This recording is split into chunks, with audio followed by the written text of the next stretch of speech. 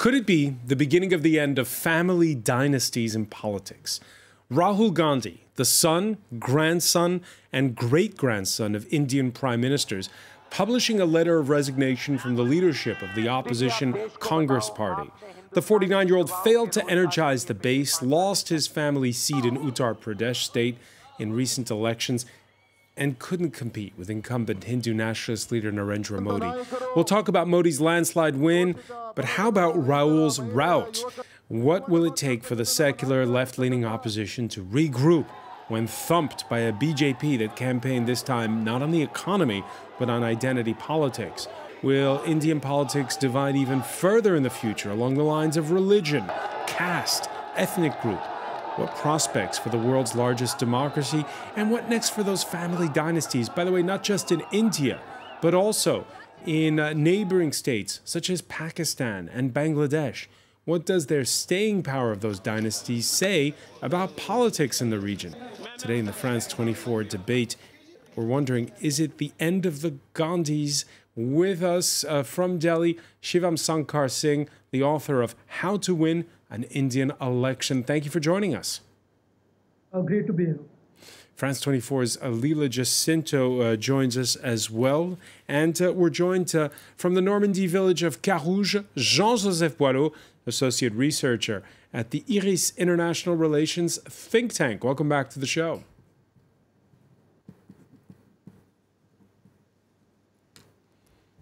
The France 24 debate on Facebook and on Twitter, hashtag F24debate.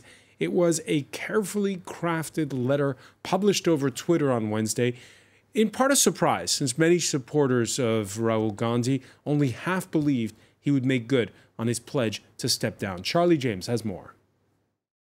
For generations in India, being born a Gandhi was a fast track to the Prime Minister's office.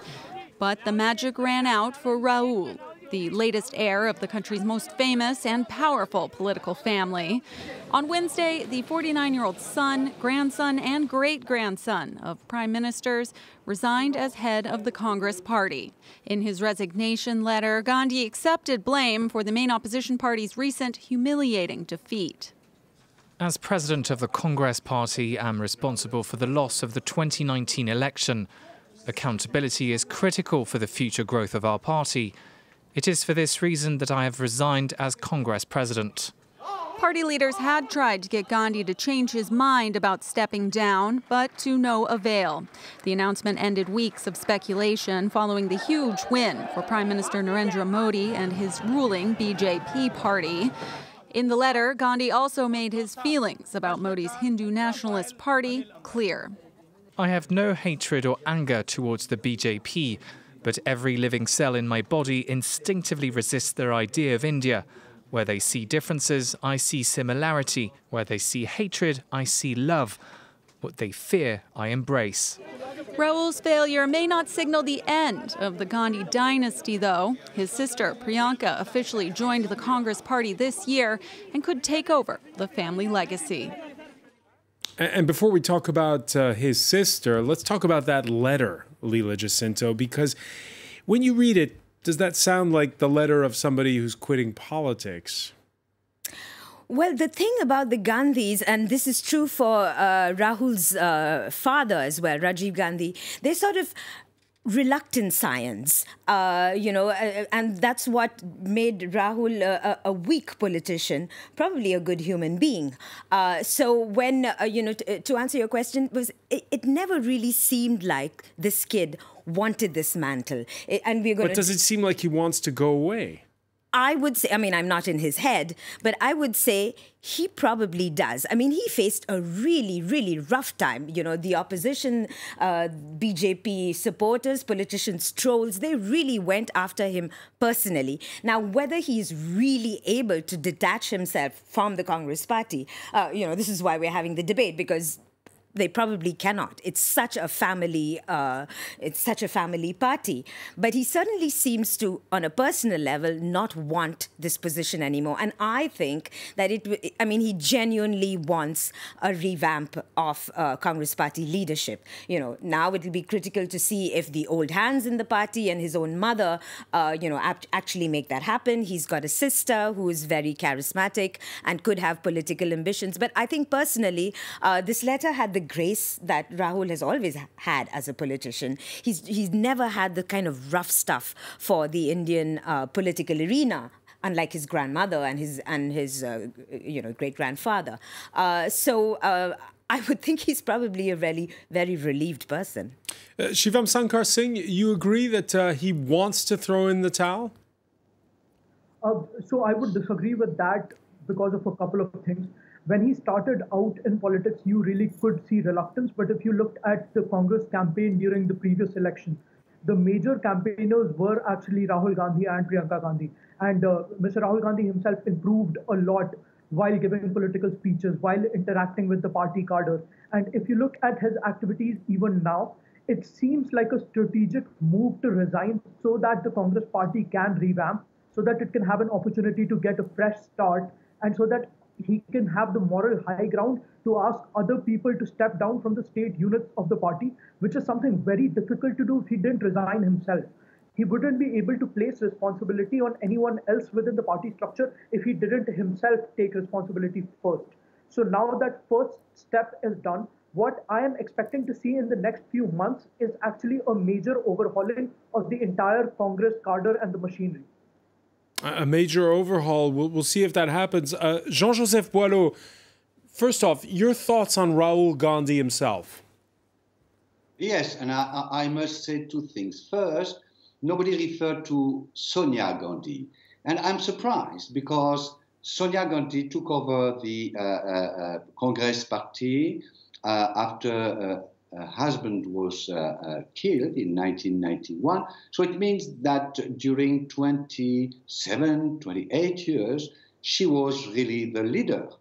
When Rahul Gandhi took over as a president, he was, and I met him a little bit before, he was very much reluctant. He was never interested by politics. And I could see this in a very personal meeting, that it was more interesting by philosophy, by psychology, etc., than by politics. So Mama, the Italian Mama, was always behind. And this is why it is clearly an end of a dynasty, because two things. First, India has changed for the last, let's say, 50, 60 years.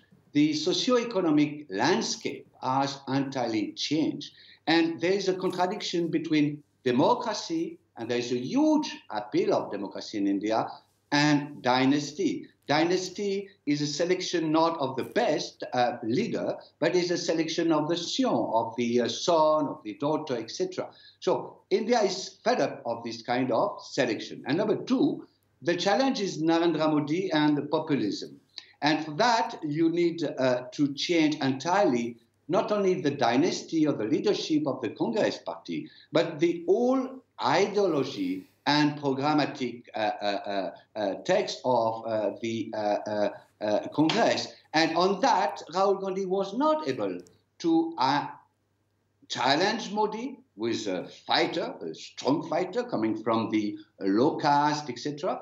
And number two, he had no program as such in front of the Hinduistic fanatic who propose and support Narendra Modi. So the defeat, the severe defeat in 2014 and 2019 was not only the defeat of Rahul, but of the lady behind Rahul. And when I say the lady behind Rahul, it means this group of elephants who used to control the Congress party. So it's really a dramatic change, not because of that letter, which is very strange. No, it's an emotional letter when what is at stake is politics. It's not emotion. It's not love. It's about Narendra Modi being today the Prime Minister of India and pushing this Hindutva agenda, which is very dangerous for India.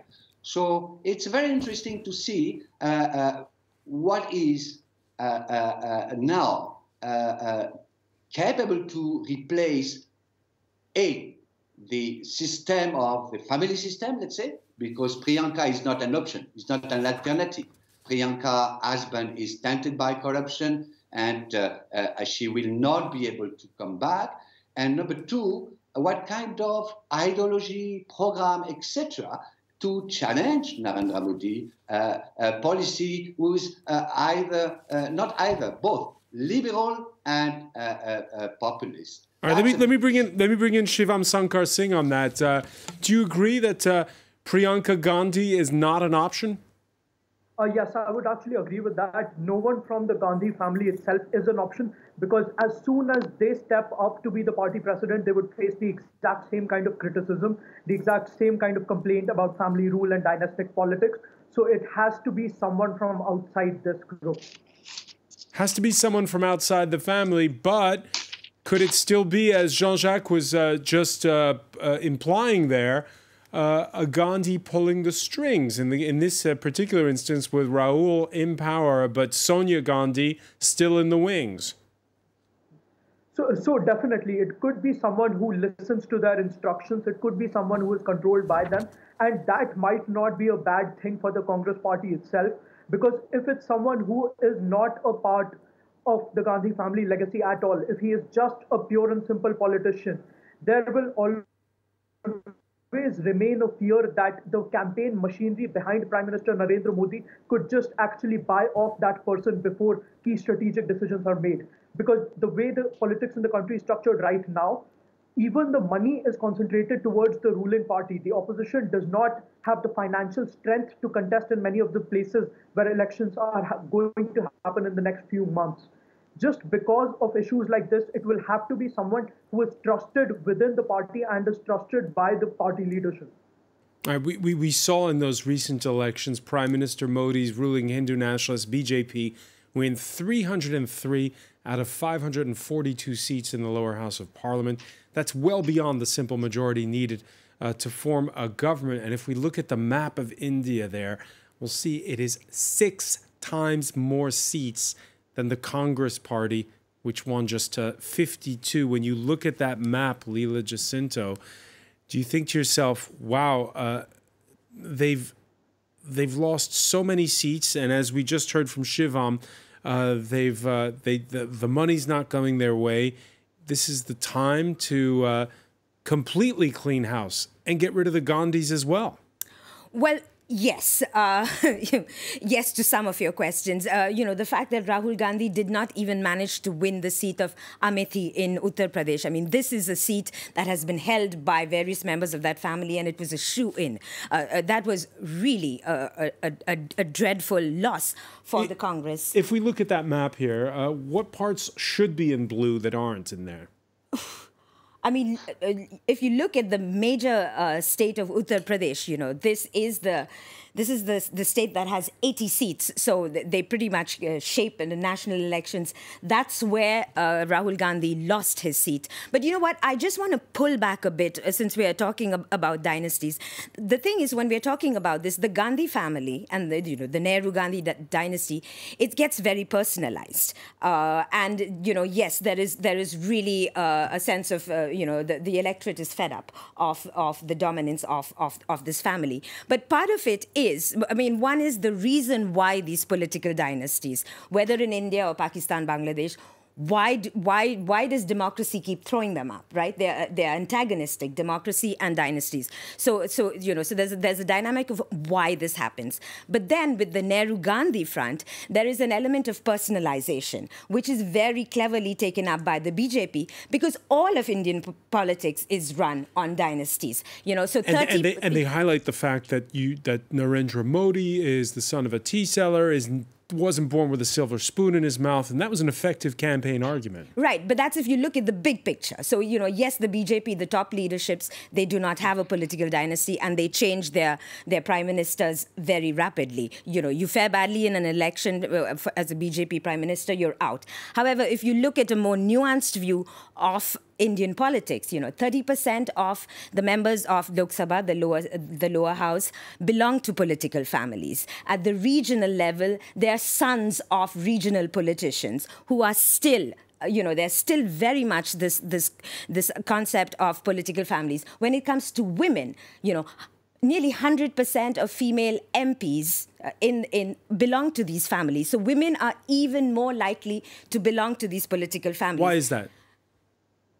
Well, I mean, this is a very if you draw back, this sort of phenomenon happened across South Asia, across Asia really, after independence, when these elites, a lot of them they were part of the national struggle elites, came up, and then you had a voter base that was for the most part not very educated. So it was just easier to throw a name. Name recognition is everything. You go to Pakistani villages and they say Jio Bhutto. So the name recognition wins elections. So that's why these family members, they keep coming up. Rahul Gandhi's father was absolutely reluctant to get into the family business. Another thing that makes these families very important is this personal tragedies. It's almost like the Kennedy families. Indira Gandhi was assassinated. Rahul Gandhi was blown up in a suicide bombing.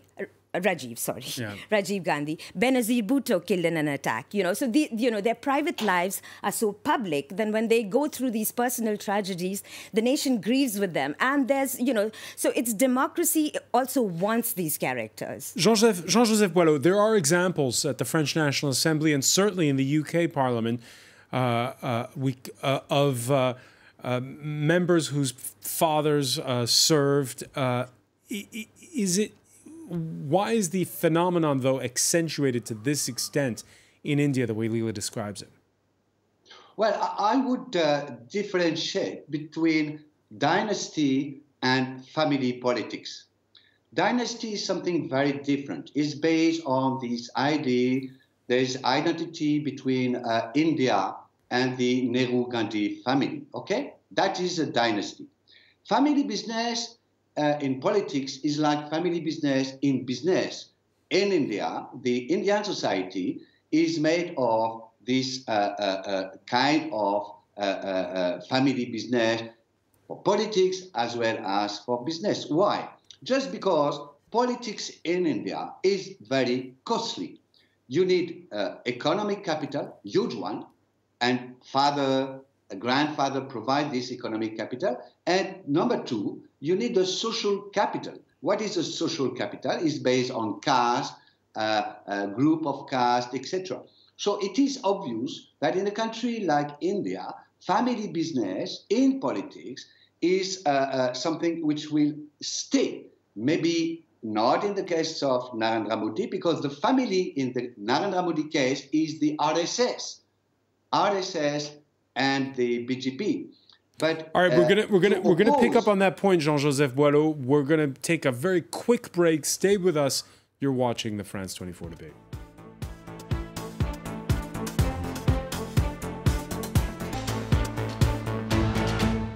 Welcome back, or welcome if you're just joining us. It's the France 24 debate, and we're wondering if it's the end of a political dynasty in India, one that dates back to independence. Rahul Gandhi announcing he was quitting as leader of the opposition Congress Party after a second rout in consecutive general elections. We're talking about it with Shivam Sankar Singh, who joins us from Delhi, the author of How to Win an Indian Election. Joining us here in the studio, France24.com. Senior editor Leela Jacinto, Jean-Joseph Boileau, associate researcher at the IRIS International Relations think tank. He has taken refuge in the Normandy village of Carouge. Welcome back. And welcome from London for part two of our discussion. Subir Sinha, senior lecturer at the University of London's School of Oriental and African Studies. Thanks for joining us. Thank you. It was December of 2017, not very long ago, Rahul Gandhi taking over the reins of the Congress party from his mother Sonia, the sixth member of the Nehru Gandhi family to lead the formation starting way back at independence. It is with the utmost humility, the deepest humility, that I accept this position, knowing that I will always be walking in the shadow of giants. Thank you. What's your reaction, Subir Sinha, when you listen to those words now? Well, in retrospect, it just seems like it was a very heavy burden to carry. You know, when you are coming in as the head of a party which is so closely associated with your family's name, and the opposition's campaign has highlighted exactly that point, that you are someone who is holding a position primarily on the basis of your lineage. And, you know, the shoulders of giant could be one way of putting it, but the entitlement to power, though of course he's an elected person, so he has faced elections, that is something which is very hard to shake. Now, as we know, dynasties are not only confined to the Congress, but it is in the Congress and with the Congress that the word dynasty has become associated in an irrecoverable way. Can Congress survive without the Gandhis? Sorry? Can the Congress party survive without the Gandhis? It has in the past survived without the Gandhis. I think it has no choice but to survive without a Gandhi as the prime ministerial candidate of the party. I think that the Gandhis should be involved in organizational matters where they believe that they have a connect with their party workers. But certainly one of the major reasons why they lost the last two elections was the success that the BJP and Modi and their social media team had in terms of portraying this as an enlightened princeling. And in an India which is seeing a massive churning, where people have aspirations, the idea that someone could hold power primarily because of their parentage and lineage, I think is a vote loser at the moment. And the irony of that is that it's the upper castes in India that are voting more and more, not for the Congress party, but for the BJP. Well, you know, I mean, the BJP's support base is, you know, heavily within the upper caste, but that is not all that it is. I mean, it also has very broad support of the sort that the Congress used to have once upon a time. And I think the Congress basically, you know, had tried to make itself a much more broad-based party, but it failed to form crucial alliances across the board. Which also cost it the election. Now, I'm not saying that the Congress is itself responsible for these alliances not coming into fruition. Obviously, other parties also had a lot to do with why alliances were not formed. But by and large, it is a very critical moment for them, because even a lot of their second-rung leaders could be thought of as belonging to mini political dynasties. In fact, most Indian political parties, as I said, have a tradition of, you know, fathers or daughters, sons or daughters following their fathers into politics. So the fact of the matter is that the Congress, in order for it to renew itself, will have to think in terms of leadership at the top and at the medium level in very different ways than it has. And the crisis that it has is that all across some of the most populous states in India, like in Uttar Pradesh or in Bihar, it no longer has the organizational machinery that it once used to have. And that has partly been the effect of what used to be called the high command culture, where from the late 1970s onwards, the diktat of central leadership had to be followed across in other states. So if you were to think in terms of what states actually have a Congress leadership that can win elections on its own, it seems to me that you would probably be hard put to think of more than 2 or 3. And in fact, even that could be a bit of an exaggeration. So they have to think in terms of, yes, please.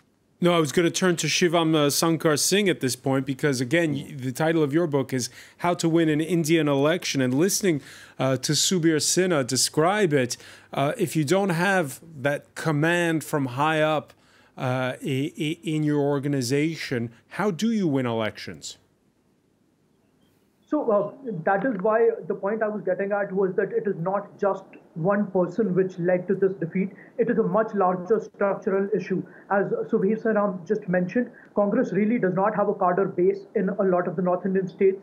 But even in the states where it does have a cadre, and the states where it won the assembly elections just 6 months ago, namely Rajasthan, Madhya Pradesh, and Chhattisgarh, it performed absolutely terribly during this election. And the cause for that seems to be that it did not have a narrative to take to the people. The BJP contested on nationalism and revival of the Hindu identity and how Prime Minister Narendra Modi is a strong man who can take care of Pakistan, as he's demonstrated through the series of air strikes. The Congress, on the other hand, did not have a structured message to give to the people. The destruction of Rahul Gandhi's image and the fact that he comes from a huge political dynasty and the propaganda around it is definitely a part of it. But what the Congress starts need to doing right now is to come up with what it really stands for. What is it that it is going to deliver to the people of India? Without that, just a show of change in the top leadership will not help the Congress party solve its problems. All right, so let's ask the question then to you, Shivam. What is the alternative narrative to the BJP's nationalist message? So in the next coming decade, unemployment is going to be a major problem. Farmers' distress is going to be a major problem. The economy is going to be a major problem. The Congress has to identify with these issues at the grassroots level. It has to convince people that it's a party who really cares about the unemployed, about the farmers, about the poor, and take up their issues at the national stage. The revival of the party is going to come about by attacking the BJP on specific issues and along specific fault lines before it can take over the message of nationalism and before it can effectively counter the strong Hindutva politics that is coming about. Leela Jacinto, has there been, because we talked about it when we were digesting the election results, a seismic shift for India's democracy, the result where India seemed more polarized than before along these issues, again, of religion, of caste. At this point in time, can it work what Shivam describes, basically talk about bread and butter issues and convince voters that way? Possibly, because everybody thought that this election, the 2019 election, would be about the economy, and the fact that the economy did not actually do that well during the BJP years. So a lot of pundits thought that would actually be in Congress's favor. But in fact, the election was won because, as Shivam said, the Kashmir crisis, the Pakistan issue blew up during the campaign. And two is, the 2019 election was won on identity. And I do agree that, it will have to be the economy. But I remember that, when these election results came out and the Congress was so routed, some of my folks who were very disappointed were almost saying that, well, if the economy continues to do badly in the next 4 years, then the Congress will have a chance. So it's almost, it's like the Turkey scenario was like, will the Turkish economy tank so that these populists will finally get, will finally get a peg down. But so, I mean, this is going to play out. We're just, we can't just look at the tea leaves. But the BJP, what it did this election was very much, shift the focus from the economy, which should have been the issue, into identity. And, what does the Congress stand for? The Congress has always stood for something. It's a very old party. It needs to regain the rhetoric of an inclusive India. Jean-Joseph Boileau, an inclusive message, can it sell? Well, I made myself the mistake. It is true that the economic record of Narendra Modi was not the best, but it was not so bad. It was not so bad. And the argument that economic is what matters in India, I don't think so. What matters in India is facing all these daily constraints, water, housing, etc. They need and they want a strong leadership. And this is why I think Rahul Gandhi was the worst candidate. It's not only a question of the dynasty, it was also a question of personal leadership. And they want, number two, leader who is able to stand globally as an Indian leader vis-à-vis China, vis-à-vis the US, etc. Here again, if you look at the difference between Narendra Modi traveled extensively the first 4 years of his mandate, 55 countries. He met all the best, strongest leaders in the world, etc., etc. Rahul Gandhi had no image at all. So if you take these two issues, strong leadership within and strong image outside, it is clearly a challenge the Congress today is not able at all to take up. The Congress has been destroyed by the family. That I want to stress this point. I know personally plenty of very senior economists, politicians, who were a member of the Congress party. One of them is the head of the Planning Commission today, Rajiv Kumar. Rajiv Kumar was the real thinker for the Congress party for 10, 15 years. But he was expelled by the Congress himself. So the Congress had not anymore elite, thinker, elite, and number two, he has no local roots. And in front of that, you have the BJP, RSS, and Narendra Modi leader. And I am really doubtful that within the next 10 years, India will find a solution to challenge that Narendra Modi winning team. I'm very sorry, but I'm pessimist. Leela, just a point on that. If you look at neighboring Pakistan, the party of Benazir Bhutto has been basically reduced to a regional party. Nawaz Sharif, his chances of returning to power right now seem slim. Of course, we don't know what the future holds.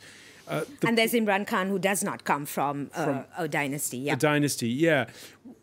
But I think we have to think of leadership differently here. I feel I need to say something about the entire sort of I mean, this idea that Narendra Modi provided great leadership and that he somehow stood up to the rest of the powers around India. It's really, one should examine that a little bit more closely.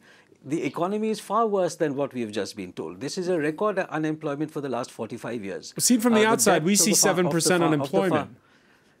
Sorry, excuse me, 7% growth, excuse me.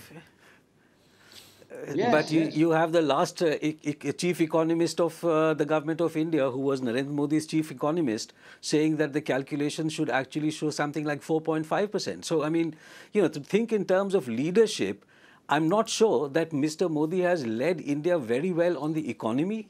And if you look at China, yes, he has had meetings with them.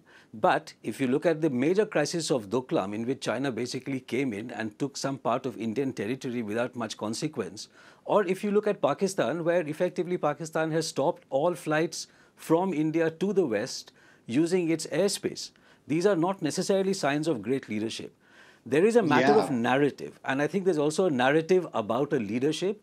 If you look at the Indian media, including yesterday or today, you look at how budgets are presented, the entire polarization of the electorate, not on caste so much but on religion, gets played out on Indian media and on social media. I mean, the overwhelming presence of the BJP on the media, as well as the fact that the BJP spent 95% of all, it has basically spent for 55% of the entire expenditure on the elections by one particular party.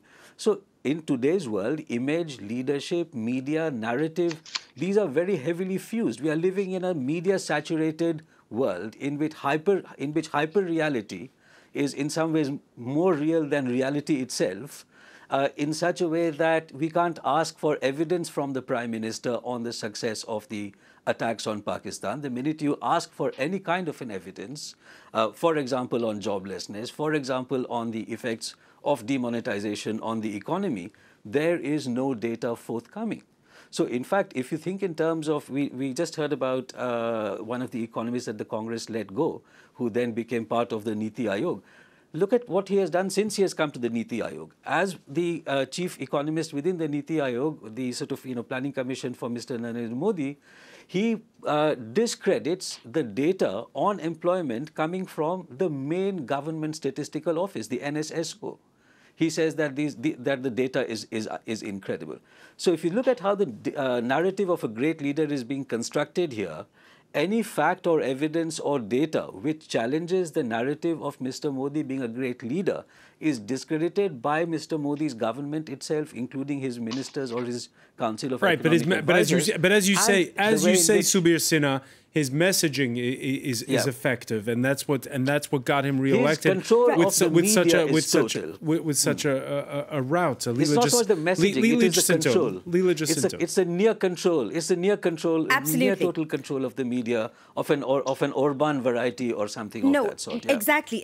And the media control is very important. But the fact that there is not going to be someone from the Nehru Gandhi dynasty takes away that narrative, which was a very, very important narrative for the BJP, which they used extremely cleverly in their favor. Exactly. And so if you listen to the Indian media, for instance, people, they do not even want to deal with this Rahul Gandhi stepping down. It has seeped into the national discourse where this complete demonization of people. Is Rahul Gandhi's demise a purely Indian matter, or is it a cautionary tale for Pakistan, for Bangladesh, for Sri Lanka? I would say that, in fact, it's going through a phase of a demise. I mean, look at the PPP. They are not in power anymore. After Benazir Bhutto was killed in a suicide attack, her husband took over, and he just did not have the charisma of a real Bhutto.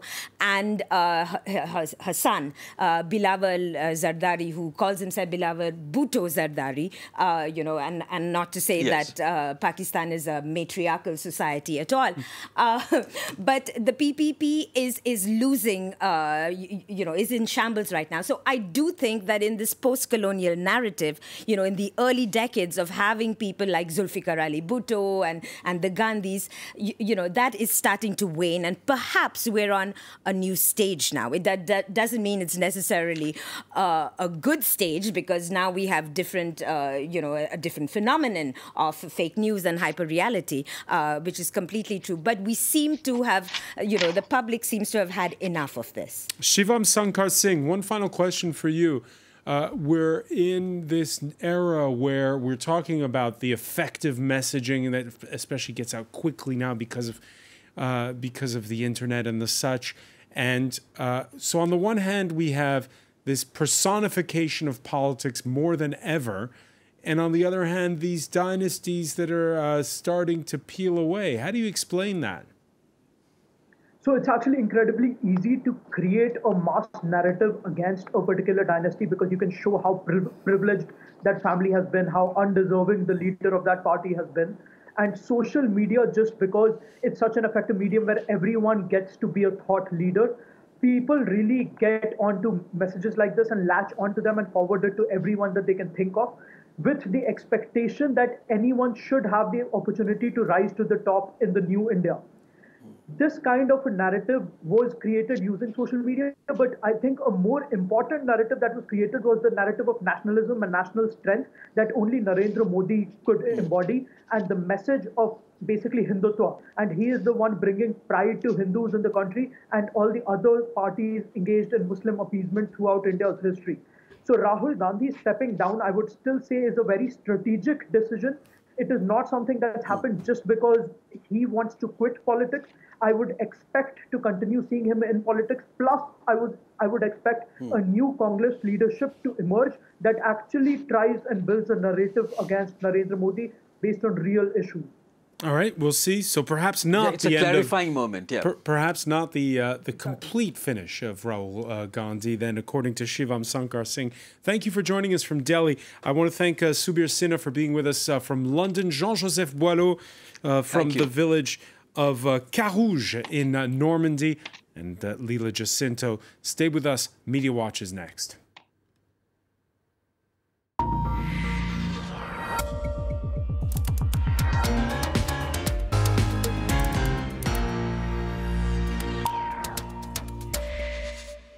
And we say hello to James Creedon. Hi, Francois. A quick look at some of the papers and comments online about this defining moment, I think, in Indian politics. Starting, first of all, in neighbouring Pakistan, the Express Tribune. The fall of a dynasty. Does Congress still have a future in Indian politics? And writing here, Ayush Khanna says, suggestions have been coming from all quarters. The Congress must die for credible opposition to emerge. The Congress needs to dump the dynasty. In short, others say that Rahul Gandhi, his offer to resign is suicidal. So there's a lot of different thoughts on this across the board. And to take the dynasty problem, many have said that it is the biggest problem that people associate with the Congress party. This is to quote from the article. In a country where people struggle to make a living, a political prince treating the mandate of the people as his birthright is clearly bad optics. Then surely the answers must be straightforward. All the party needs to do, it needs is a dose of intra-party democracy and all will be well. But then he goes on to say it's not as simple as that. But there's a bit of ambivalence, isn't there? Because, and we heard it during the debate, Leela Jacinto, because it's, well, they should be the end of the dynasty, but maybe they should, you know, kind of be around in the wings. What do you do? Absolutely. Do you sever the ties cleanly or not? Right. And there's also the old guard in the Congress party, the Congress Working Committee. You know, there are some members there who are in their 90s.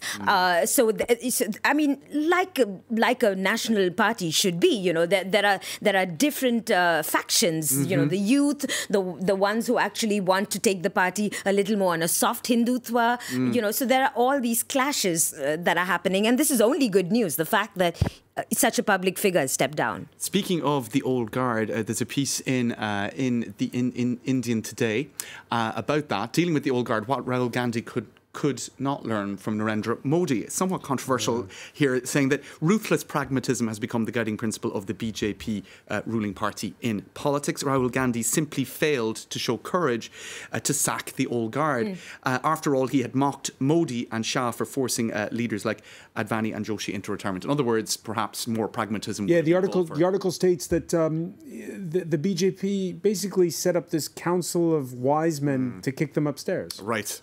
So it's an interesting point, almost saying he has something to learn in terms of pragmatism, at least from Narendra Modi. Just a few comments from members of the public on social media. The only party with presence in all states must rejuvenate, that's the Congress party, to provide a credible opposition to the BJP, much needed in a democracy. Revive it must, without the Gandhis, although their support is critical. That's, I think, a point that is coming back quite a bit. Congress cannot bring about any lasting reform or save our institutions unless it comes out from the long shadow of dynasty and corruption. Old Benami experts and professionals must pave the way for fresh, incorruptible, selfless leaders with passion for India.